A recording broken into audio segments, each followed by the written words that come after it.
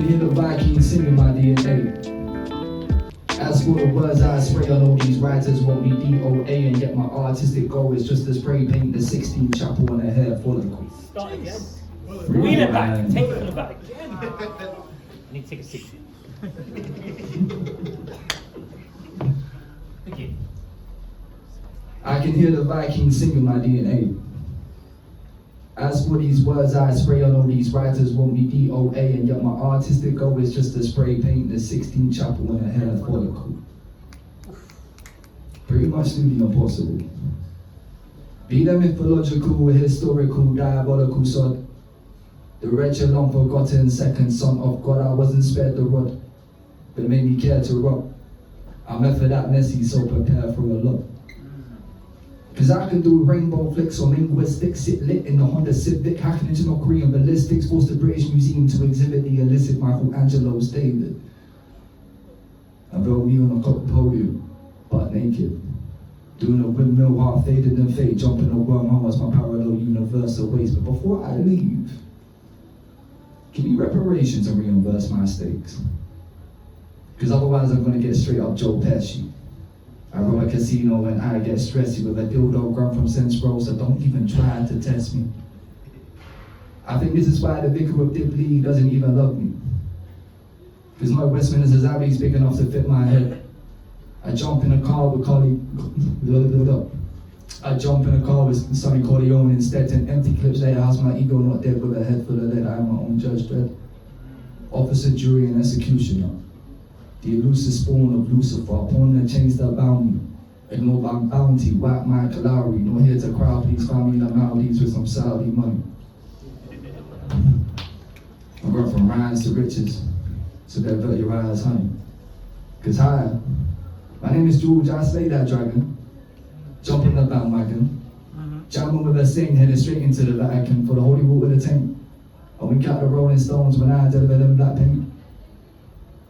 Cause poets are back projecting phony prophecies. Presidents are back in fake news of absence, potency, and this is real life, not God. So don't press X when you're in my scope. I use a crack pipe just to poke the poke. Gaze attention on the travesties. Shape shift my alchemy. I'll throw you in a cold mine, call you canary, so you suffocate and die when you get leery. I read my Angelo, so I know why the cage bird sings. And I still shudder when I hear them church bells ring. Because I'm the autonomous split atom with the anatomy of bedroom, born to an exorcist in Mary Shelley's bedroom. Thank you.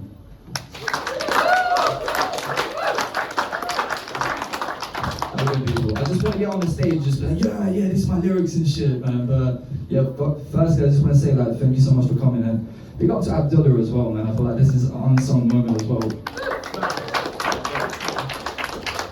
I mean, when did I meet you? I met you at Rise Up, innit? Story time. This is like 2017. Oh shit. Yeah, like it's still Rise Up as well, but this is at Wolseley Green at a coffee shop that was like this big. Bruv. And it's the King's Cross? Yeah. Yeah, fuck yeah, man. Yeah. Honestly, to this day. It was in the basement, wasn't it? It was in the basement. No, that was the one in King's Cross. The one in Wolseley Green, that was a coffee shop. But either way, one of those two, and since then George has been a brother. And that's what happens when you come to poetry shows. You come along, you leave being friends with someone. At least one person. That's facts. I remember, so Abdullah used to go to this night quite often, and he never used to perform. He just used to observe it. It took him a couple of years before he actually got to perform it. And when he actually finally performed, I was just like, no wonder why they call you soft-spoken, man. Got mad bars. And then this guy literally decided to run this night, which is a juggernaut of a night. So can we give a round of applause to Abdullah?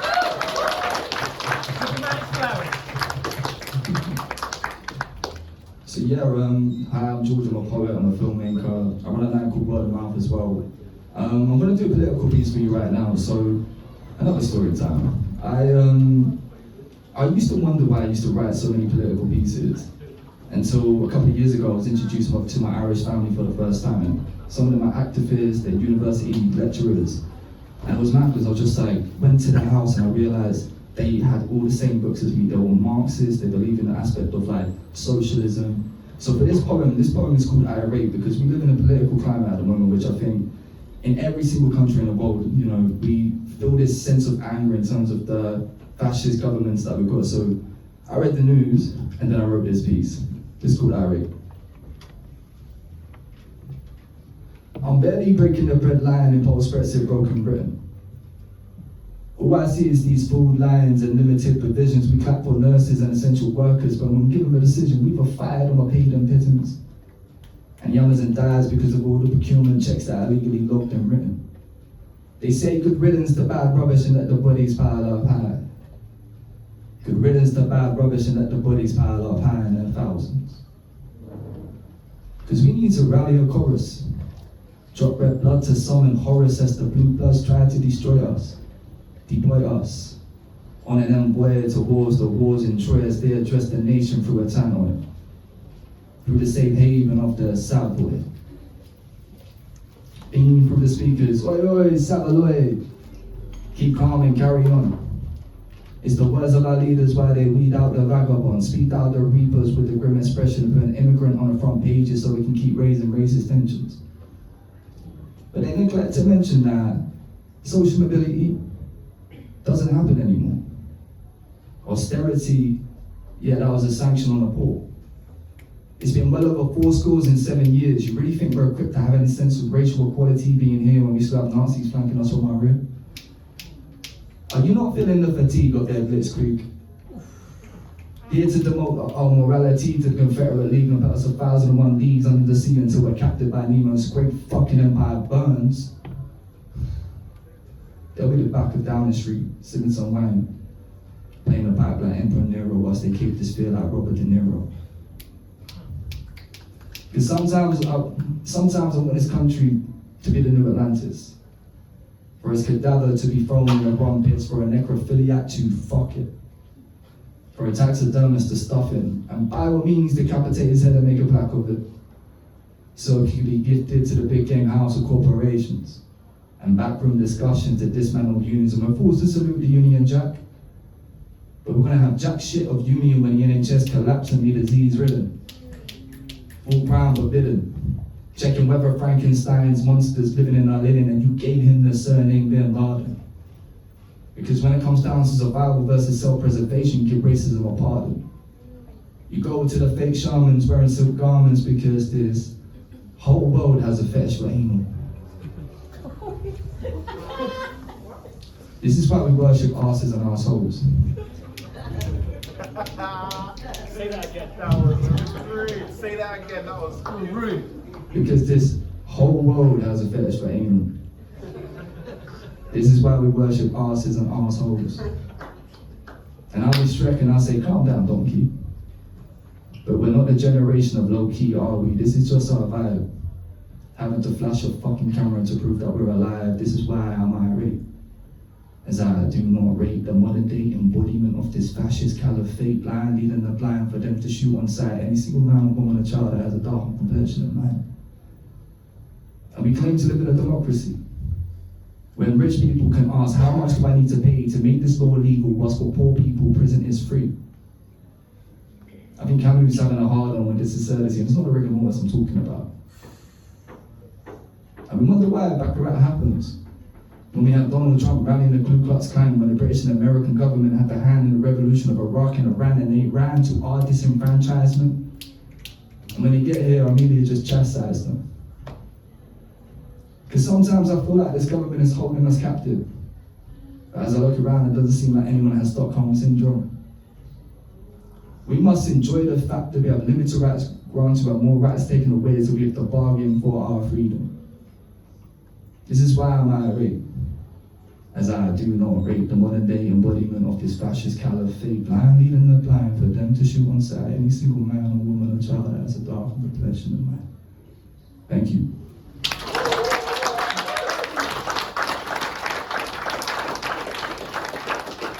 I'm just going to do a vibe check. How are we doing in this room right now? How are we doing in this room right now? Perfect. So I'm going to lift up the mood a little bit. So like, I'm in love. Yeah.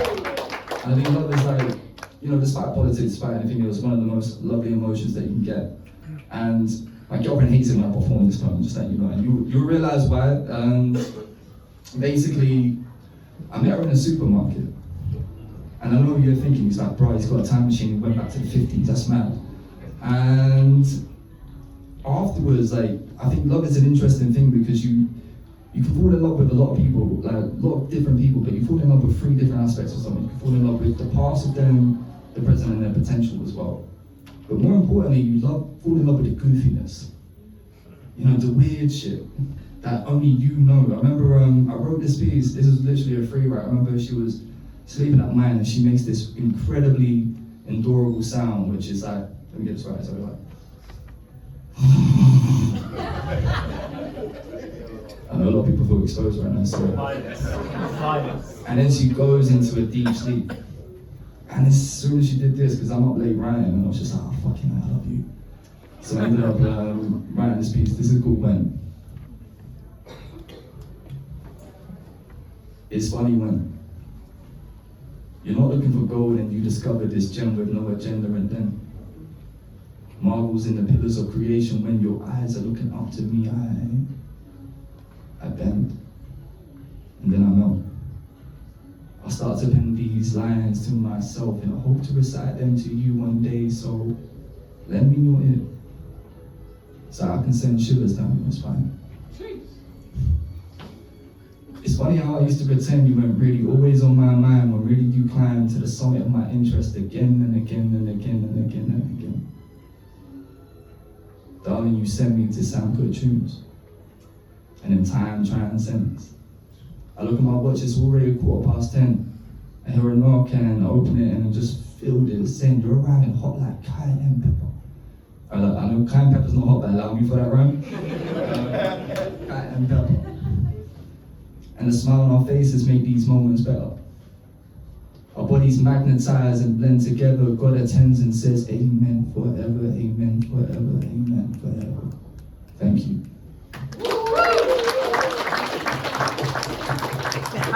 I mean, you can tell why she doesn't like it. That's why she was just like, you're gonna do that poem tonight? Yeah, I'm not coming. Yeah.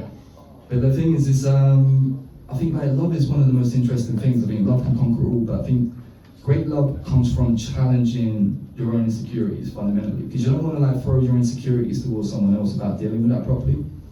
I mean, like, I'm confident now, but it took like, trust me, you see my first performance, I'll mention it later, it was terrible. And for me, my main confidence came down with my teeth. When I was younger, like, I know the British stereotype, like, we have terrible teeth, but I had fucking terrible teeth.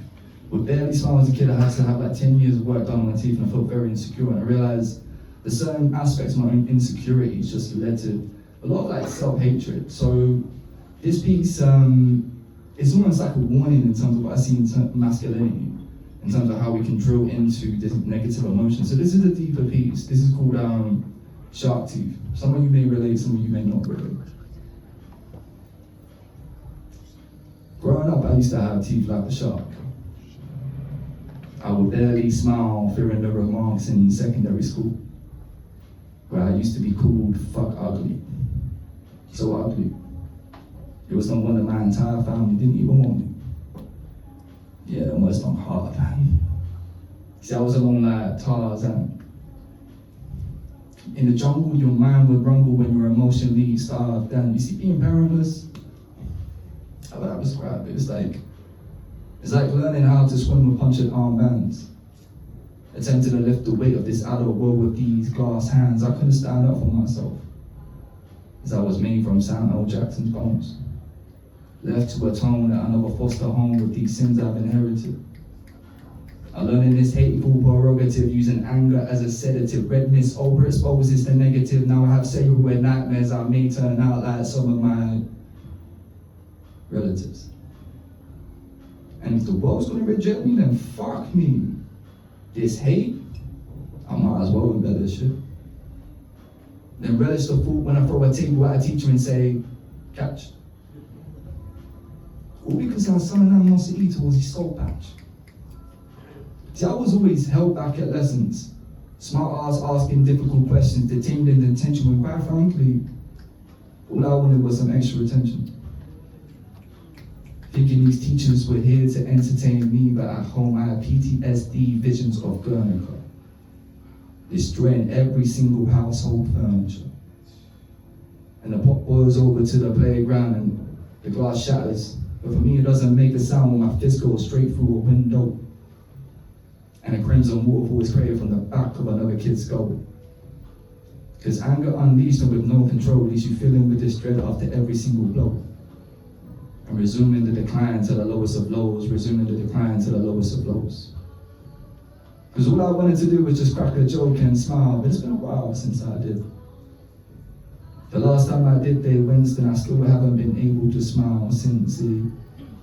All I wanted to do was crack a joke and smile, but it's been a while since I did. The last time I did Day Winston, I still haven't been able to smile since. Thank you.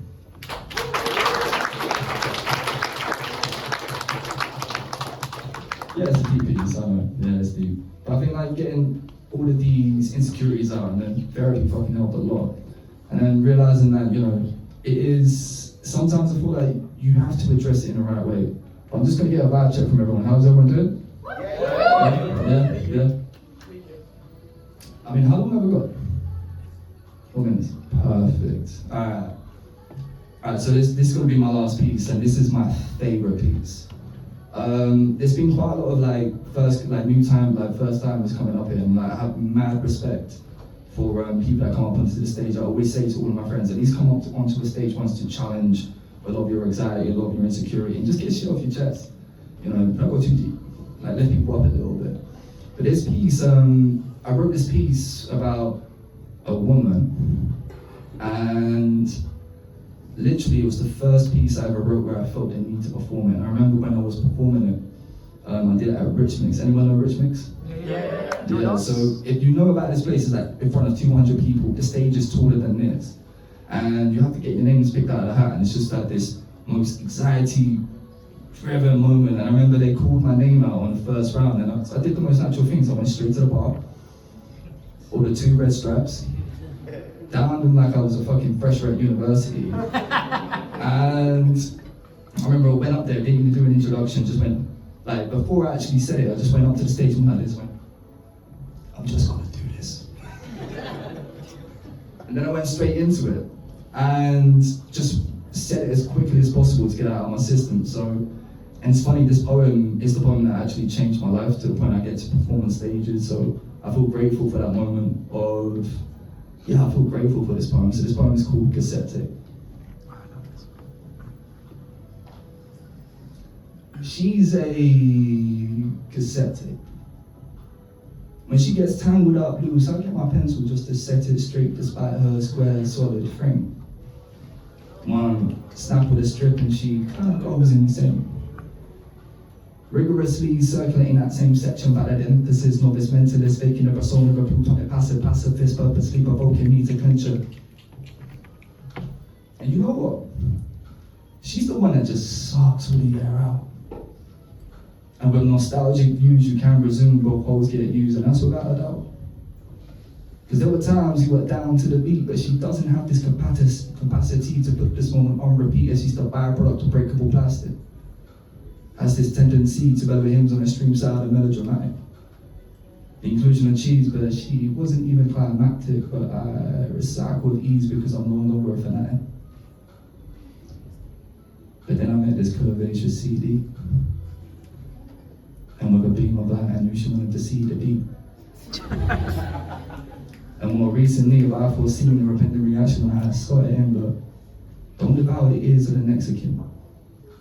Because in this hour, she's being taken for a spin, the suspense when you wait for her song to begin, and then the bass blends with the goosebumps in my skin, and then the wind. A beat of an angel. We committed multiple unethical car, no sense. She gives you this ability to skip to the best part where you cover for the cover of dark. But power as a lifeline scratches her down, distorts the wavelengths of coherent sound. Tormented by her indecisive moments, the music she wrote is no longer profound. So I guess I have to return her to the shelf, because how can I be with someone who's a flawed reflection of myself? And then finally I was introduced to vinyl. An understated essence but a loud arrival. A foreign album that only speaks in analog. I'm searching the white sleeve she came from, but she's missing a prologue. As she wears a labyrinth of scars embedded in the middle. I'm a puff of fish as I feel so large, but yet so little as I watch her turn in rhetorical riddles. And she cripples the ground beneath my feet until I'm flung back into my seat whilst I'm battling itchy feet, and she revolves to evolve. She absolves my need to feel old, and once with 12 dissolves my soul and places me in a wax-made mold, so we both now play music that is both rich and bold. And we can change the RPM so we're in sync together, and display that sound to all those that wish to gather around and embrace the good vibes together. Vibing and struggling towards a happier ever after. Because she's what the cassette aspires to be, as well as the MP3 and the CD, an ornamental display of authentic quality, and in my opinion, what true music should be. Thank you.